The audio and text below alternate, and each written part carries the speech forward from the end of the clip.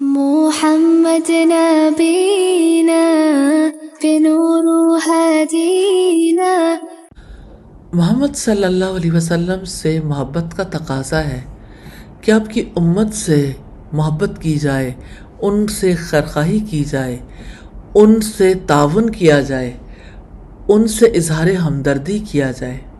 جیسے آپ اس امت کا غم کھایا کرتے تھے، انبیاء کی تاریخ میں اس کی مثال نہیں ملتی۔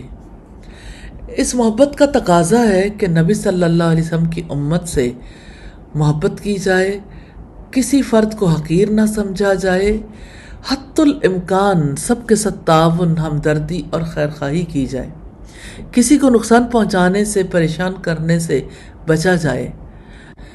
نبی صلی اللہ علیہ وسلم نے فرمایا، جس سے اللہ تعالیٰ نے مسلمانوں کے بعض امور کا نگران بنایا اور وہ ان کی ضروریات اور فقر سے بے پرواہ ہو کر بیٹھا رہا، تو اللہ تعالیٰ بھی اس کی ضروریات اور فقر سے بے نیاز ہو جائے گا۔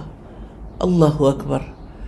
اللہ تعالیٰ نے اپنے نبی کی زبان سے آخرت کی وعید سنائی ہے۔ عمر بن مرہ نے سیدنا امیر معاویہ سے کہا کہ میں نے رسول اللہ کو یہ فرماتے سنا ہے کہ جو امام یعنی حاکم ضرورت مند فقراء اور مساکین پر اپنے دروازے بند کر لیتا ہے تو اللہ تعالیٰ بھی اس کی ضروریات یعنی فقر، مسکینی پر آسمان کے دروازے بند کر لیتا ہے۔